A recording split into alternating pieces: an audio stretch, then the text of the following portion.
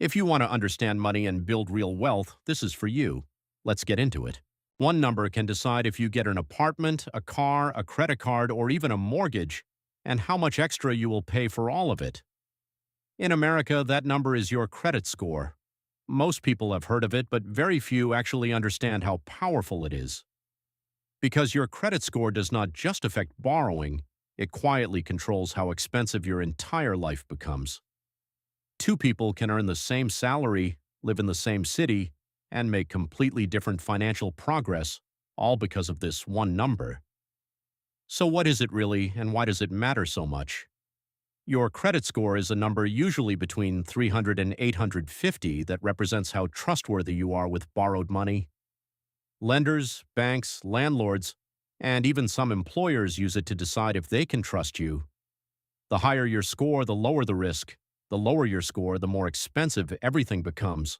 And that is where most people lose money without even realizing it, because the system is designed so that small mistakes today cost you thousands later. Now here is how that number is actually calculated. First, payment history. This is the biggest factor. Do you pay your bills on time or not? One missed payment can drop your score significantly and stay on your report for years. Not days, not weeks, years. That means a single mistake can follow you long after you have already moved on. Second, credit utilization. This is how much of your available credit you are using. If you have a $10,000 limit and you are using $8,000, that signals risk, even if you are making payments. Ideally, you want to stay below 30%, and even better, below 10%. Third, length of credit history. The longer you have been using credit, the better. This is why closing old accounts can actually hurt your score, even if you think you are simplifying your finances. Fourth, credit mix. Having different types of credit, like credit cards, auto loans, or a mortgage, shows that you can manage multiple obligations. Fifth, new credit inquiries. Every time you apply for new credit, your score can drop slightly. Do it too often and it starts to signal instability. Now here is where things get serious. Your credit score directly affects how much you pay for money. Let's say you want to buy a car. With a high credit score, you might get a loan at 5% interest. With a low score, that same loan could be 12% or more. Over time, that difference can cost you thousands of dollars for the exact same car. Same income, same purchase, completely different outcome. The same applies to mortgages. A small difference in your credit score can change your interest rate, which then changes your monthly payment for the next 20 or 30 years.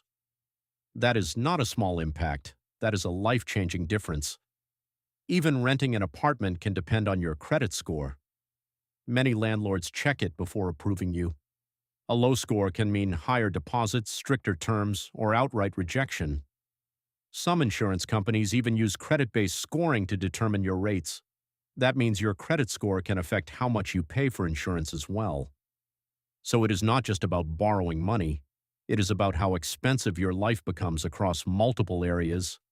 And here is the part most people do not realize. A bad credit score does not happen overnight. It builds slowly through habits. Late payments, high balances, ignoring bills, constantly applying for new credit. Each one seems small in the moment, but together they create a pattern that the system reads as risk. And once that pattern is established, it takes time to fix. You cannot repair it in a week. You have to rebuild trust over months and years. But the opposite is also true. A good credit score is not luck. It is built through consistent behavior. Paying on time, keeping balances low, avoiding unnecessary debt, and using credit strategically instead of emotionally. So how do you actually improve it? First, never miss a payment. Set up automatic payments if you have to. This alone has the biggest impact. Second, lower your credit utilization. If your cards are close to the limit, bring them down. Even paying down part of the balance can improve your score. Third, do not close old accounts unless you have a strong reason. That history helps you. Fourth, avoid applying for multiple new credit lines in a short period. Space it out. Fifth, use credit but use it wisely. Small, controlled usage that you pay off regularly is better than avoiding it completely. And here is the key mindset shift. Your credit score is not just a number, it is a tool. If you understand it, you can use it to your advantage. You can borrow cheaper, access better opportunities, and build financial flexibility.